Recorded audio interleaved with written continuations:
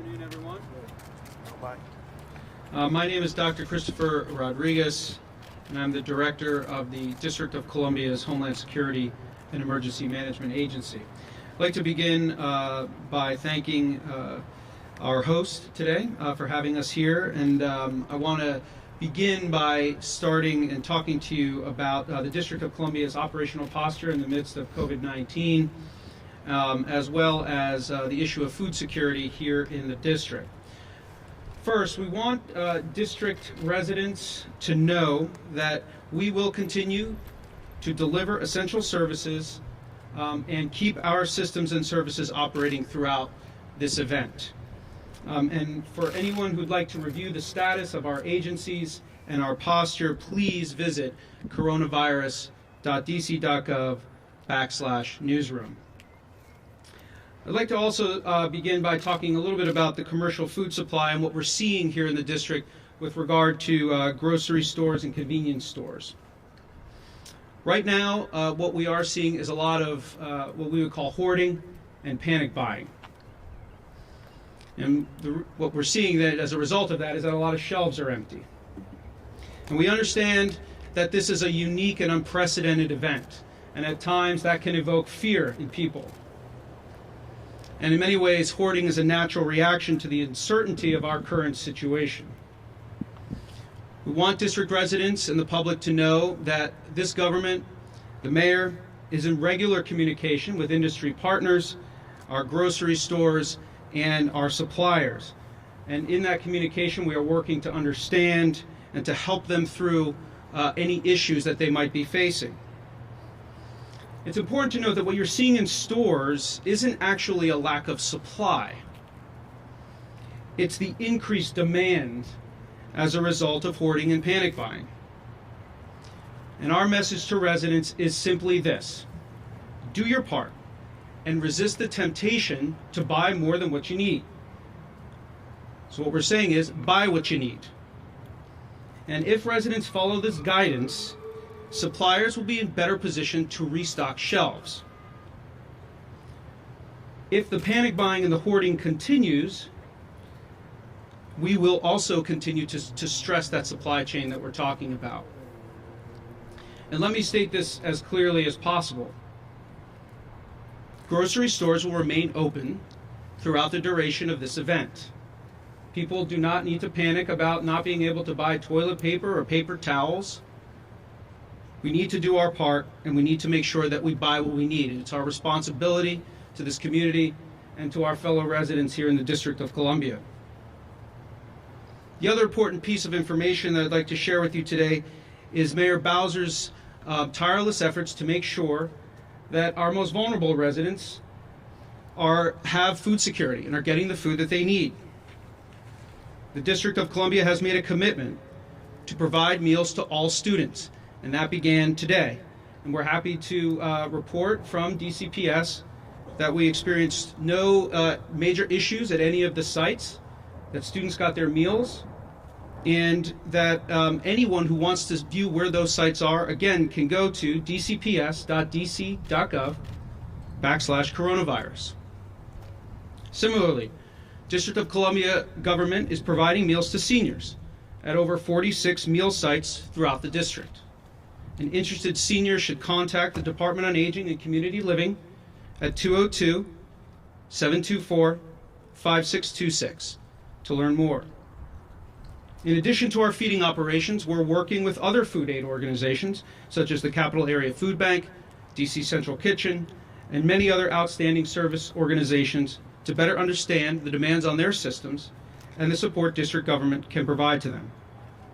Finally, our Department of Human Services is working with the Community Partnership and other partners to increase meal capacity at short-term family housing, low barrier shelters, youth drop-in centers, and other transitional housing sites. Before I turn to Mayor Bowser, I just want to reiterate once again, grocery stores will remain open throughout the duration of this event.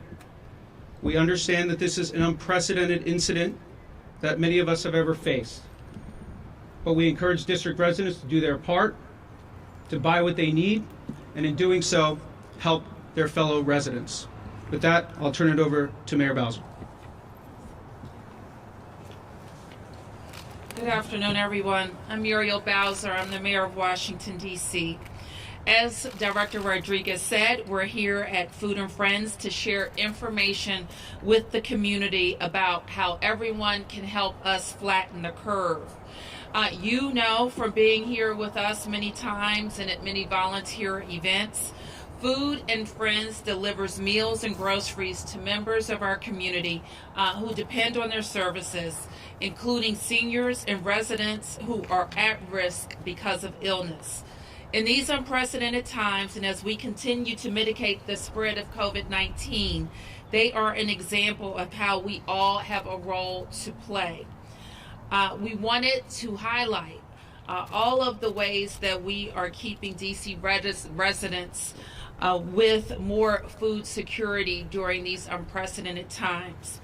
And Food and Friends and nonprofits like Food and Friends, who are continuing their missions of serving seniors and those who are living with illness, is a very, very important aspect of our food security system. I also want to thank everyone for practicing social distancing. There is, of course, a lot more that we have to learn about COVID-19, but one thing that we know is that social distancing can mitigate the spread of the virus. At the moment, social distancing is our main tool for flattening the curve. So we continue to advise you to stay away from congregate settings, avoid large crowds and gatherings, and if you have to go out and you're keeping 6 feet of space between you and other people. In short, social distancing means you're staying at home as much as possible. To that end, tonight, beginning at 10 p.m., we have issued an updated guidance. We are making all bars and restaurants in Washington, D.C. grab and go, carry out, pick up, whatever you call it, only. Those establishments may also deliver food. You may not dine in or visit the bars at those establishments. We are only allowing carry out, grab and go, pick up, or delivery at DC bars, restaurants, and taverns. So let me be very clear about why social distancing is so important. When we slow the spread of COVID, we protect our hospital and healthcare facilities from getting overwhelmed. We are able to keep more hospital beds open and make better use of limited resources.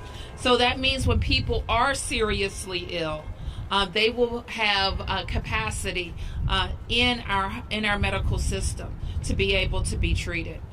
We also want to amplify the messages that we've heard nationally that you just heard from Chris.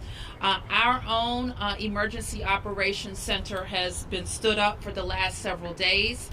And part of the work that they do is ensure all of the supplies, not only for the operation of DC government, but help track supplies that our private retailers will be taking advantage of. We are assured that there is supply in the system, and we want everybody to recognize that they can pace their buying for their own individual family needs. When we say we all have to do our part, that's part of our part. Don't overbuy to make sure that there is supply for others who need it. So we continue to ask you to pay attention to that. We're also concerned because as people social distance, there may be people who we don't know who have needs. So check out to the seniors in your life, check out to senior neighbors, text friends, and let them know about all of the information that they can access at coronavirus.dc.gov. And so with that, I want to ask Carrie Stolfitz, who is with Food and Friends, to come up to tell you about their operations.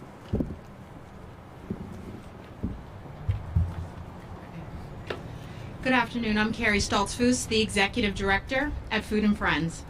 Thank you all for being here today, and thank you to Mayor Bowser for her leadership in this difficult and unprecedented time.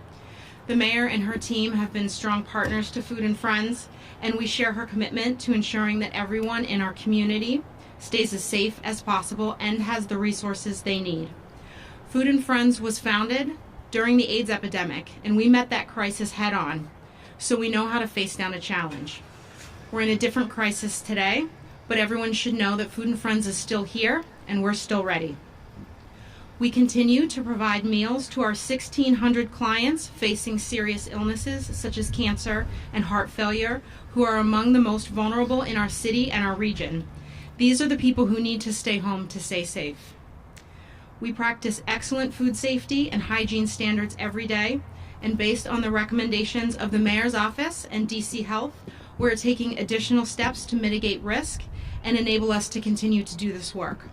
Until this crisis is over, we'll practice no-touch deliveries, greater social distancing in our kitchen, and we're preparing for additional deliveries of shelf-stable items to our clients. We're doing everything in our power to maintain care for our most vulnerable neighbors, and we need your help. Online donations are the best and fastest way to help and can be made through our website, foodandfriends.org. We are also in serious need of volunteers, but we do have restrictions on who can volunteer in order to keep our safety standards high. If you're interested in volunteering, please contact us at our website to learn more. Thank you again to Mayor Bowser, Dr. LaQuandra Nesbitt, and everyone in DC who's working tirelessly alongside of us to serve our community. Thank you. Okay, we will take your questions. Yes, Mark.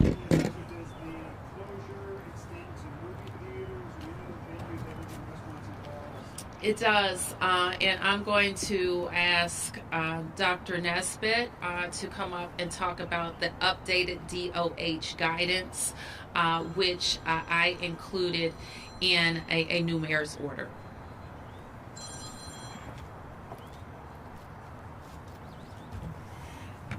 Good afternoon, everyone.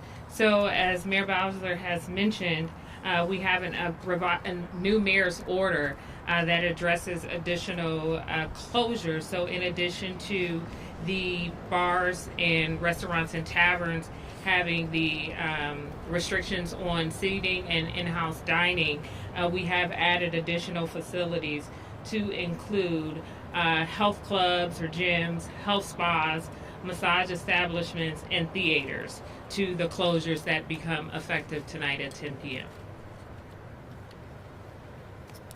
You got other questions? Yes. So what changed overnight? Because yesterday we were at restrictions for restaurants and we only had one new case. So what prompted you to take the further step? To clarify, our restrictions for restaurants and nightclubs went into effect on Friday, and we provided a clarification for their operations yesterday.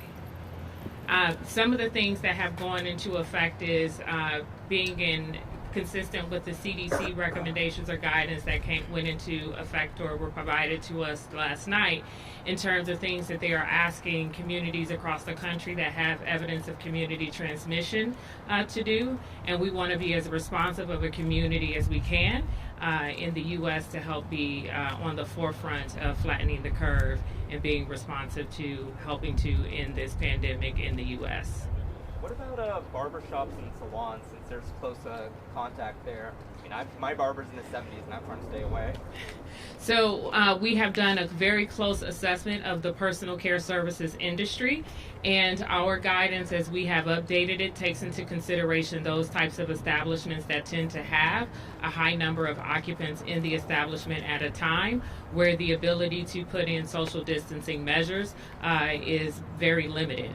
We have looked at the other personal care services industry where those vendors or those small business owners are able to implement hygiene practices and other scheduling practices that can limit the number of patrons that are in their businesses at a particular time. And we have evidence that that is happening in the district.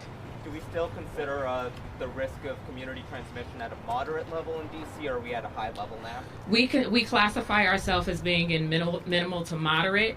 We are unable, because of our porous borders, to only look at the data for the district. We have to take into consideration what is happening in the National Capital Region, because we know that some of the cases in Maryland and Virginia have had exposures in the district, or that the district cases have led to other cases in Maryland and Virginia. And so we have to look at a holistic picture for the National Capital Region. Is the city in a position at all to help some of these restaurants and food service workers financially at all? Because I know a lot of people are essentially suffering right now. So we have been working with the members of the council who have circulated a draft piece of emergency legislation that the council will consider tomorrow. There are a number of pieces of relief we think that will help in these very difficult, uncertain economic times. They include how do we implement broadening eligibility for unemployment, for example. So people who have been separated, laid off, or have reduced hours will be able to qualify for unemployment. We're also obviously very concerned about an industry that really helps drive the economy in the district, and that's our hospitality industry, to include hotels and restaurants, but also the people who support them, the workers, the caterers, and all of the ancillary services that go into events, many of which have been canceled and will be for the next many weeks. So those are all very important. So that the council has circulated that draft. We'll vote on it tomorrow, and I will sign it as soon as it hits my desk. Yes. Just speaking on that sort of bill, I was asking the council members today about it, about how this applies to independent contractors, Uber drivers, gig workers, that sort of thing. And I didn't get a clear answer, and then someone told me that the city has to work with on the federal side to try to get some sort of action on that end. Is that true? Can the city do anything to help independent contractors? Well, we continue to look at what we will be allowed to do with the revised unemployment guidelines. So that's going to be important. We are also seeking authority, and it's in the draft that the council has circulated, to look at what we can do specifically for small and local business owners or business owners in the district. We will have to develop that program and figure out how to implement it and get dollars out the door. It's going to be obviously very important that we make it on the other side, and already we are starting to develop ideas around what a recovery effort for our city will look like. Yes, Sam? Yes, ma'am. We talked to a homeless man who had a test taken, and he said that he was told to self-isolate as he awaited the results. But he doesn't know where he can self-isolate since he is a homeless person. What provisions does the city have for that? He needs to talk to us, and we will coordinate with his service provider. So whoever his doctor was and made that recommendation. I was in a meeting earlier where we heard about a case that sounds like this one, and our Department of Human Services is coordinating with DOH. So they should report to... They should. Did you talk to this person?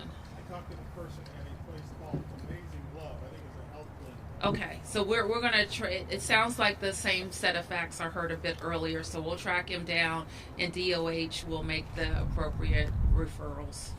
But in a case where, again, a homeless person, he said he slept at the shelter last night because he didn't know where else to sleep. He shouldn't be doing that, right? Well, I don't want to talk about a case that I don't know all of the facts about, but this is what happens. If we have a person who's experiencing homelessness that needs to quarantine, we will make sure that happens.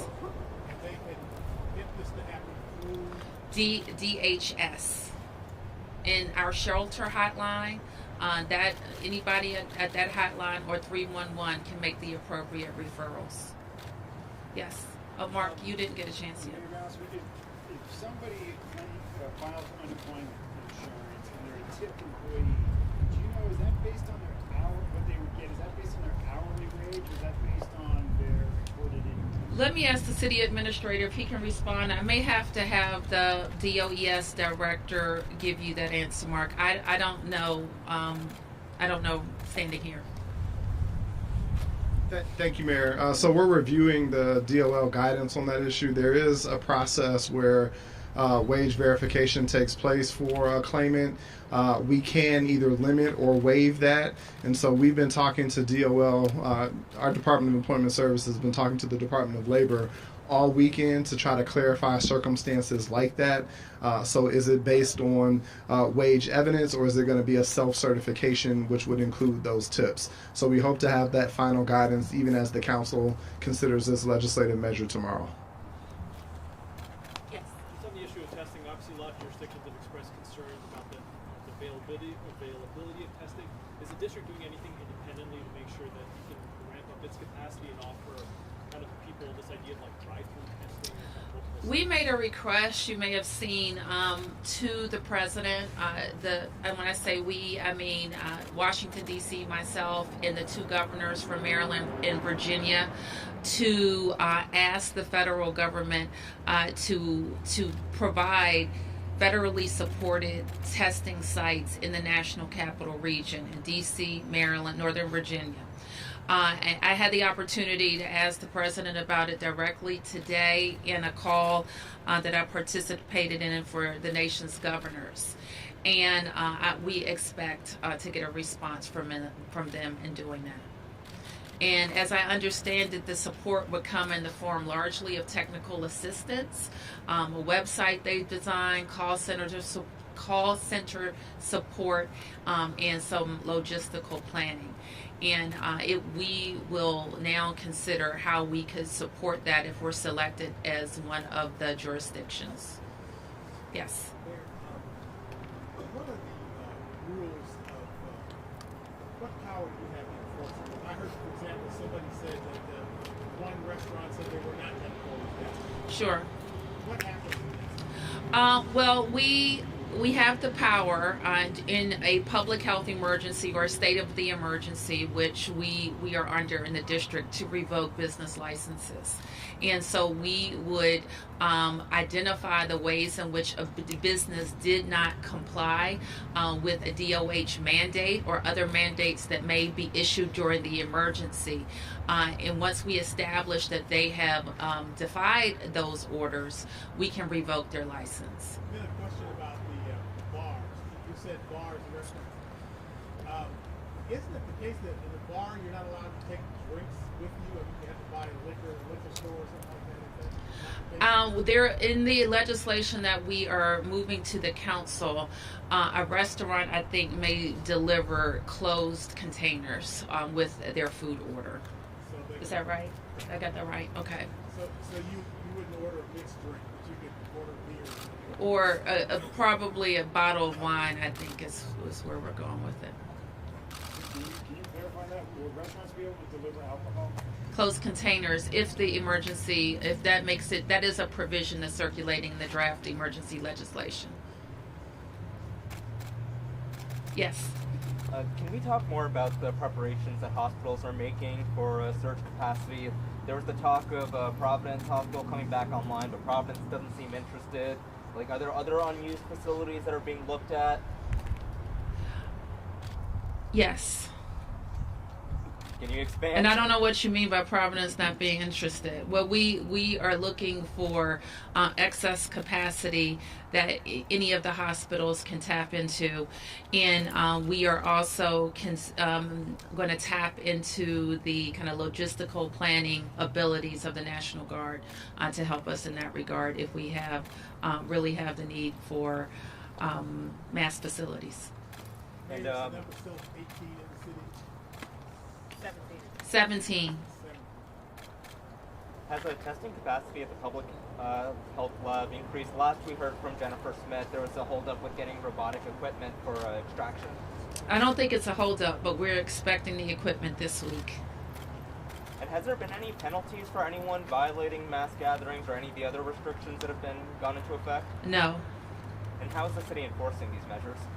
Right now, we're taking complaints from residents, And quite frankly, and I'm glad you've mentioned it, because we can talk about enforcement and I could pull our limited resources to chase people down and give them fines, or people can do the right thing. Businesses can do the right thing. And that's what we're calling on everybody to do during these unprecedented times. Listen, as mayor, I don't wake up in the morning and try to figure out how I can shut down a business or issue a fine, but I will do it. Yes. So one thing I noticed today riding my bike down to the Wilson building, construction active as usual, and those are sites that could potentially have hundreds of workers at them. How does this mayoral order apply to construction? Would you ever take the step of stopping construction temporarily? We continue to look at that, Martin. The construction sites are outside generally, so they're not in confined spaces. We would ask that any work being done outside also adhere to our guidance for people to stay 6 feet apart from each other. But right now, we have not pulled any construction permits. Mayor Bowser, you mentioned the National Guard a minute ago helping out. Is there any movement on you activating, putting on standby the National Guard? Yes, as of today. As of today, what? As of today, we are standing them up. They've reported to the EOC, and we will continue to think about ways that they can help, particularly if the federal government works with us on testing sites in the national capital region. We think we would need to be able to tap into their assistance to stand that up. So you got the federal approval for National Guard? We're in talks with the Secretary of the Army, who helps coordinate that. Yes. One last thing, I mean, housing prices were already tough on people before this. Now there's concerns about people who lose their jobs and so on and so forth. Some people are calling for rent freezes and that sort of stuff. I mean, what do you think about housing moving forward and what you could do to address people not getting booted out of their houses and so forth? Well, obviously, it's a cascade, isn't it? So what the emergency legislation addresses is during the emergency that there are no evictions. I think the courts have also stood down those types of eviction activities at the Superior Court. So we know that is going to happen. But there will be people with rent issues, mortgage issues, and the like. And so how wages are replaced will be very important in that discussion.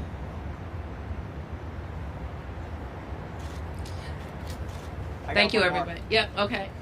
There was talk of a DC case linked to 10 other cases in the region. Was that the Christchurch rector, or is that another one? I'm not. Do you know what you're referring to? Yes, we had multiple cases in the region associated with the initial case at Christchurch. That was 10 cases? The number continues to increase. So let me finally say, you heard Director Rodriguez mention earlier that our government is in a modified operation status. About 55% of our workers are working remotely. We've updated our website with how those changed operations affect basic government service. And that means that there are still many thousands of DC workers who are reporting, who are performing essential face-to-face services. So I want to thank our Department of Public Works, who's picking up trash on schedule today. I want to thank our Department of Corrections, who are making sure that our residents are safe at the DOC. I want to thank the Metropolitan Police Department. I want to thank our good people at the Department of Health, the Department of Homeland Security Emergency Management.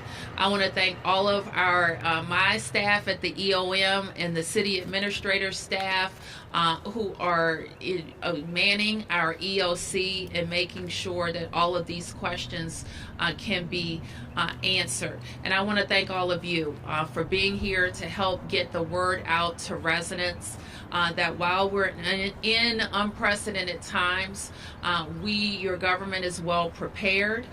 We're planning, we're engaging, and we're executing, and we will get on the other end of this and focus on our recovery so that our city, our thriving city, will be able to help people who will suffer during these times. Thank you.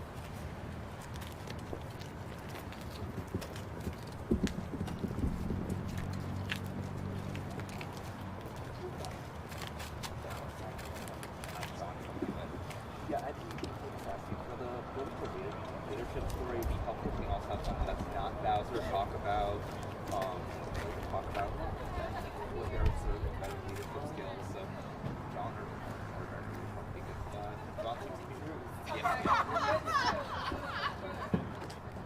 Yeah.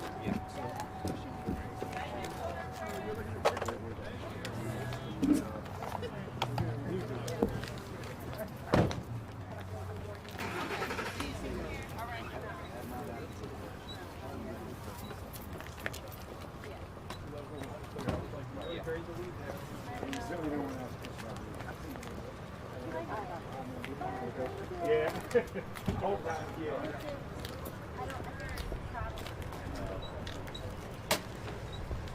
Tom, this is Dion. I'm about to come down.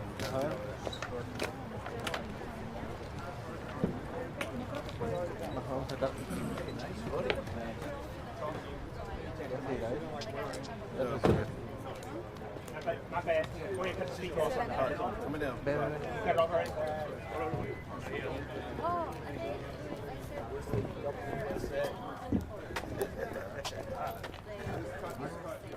Hey, man. That was the one that was at Pride. Would it be helpful if I was like the point of contact on all the requests from the Washington Post or not?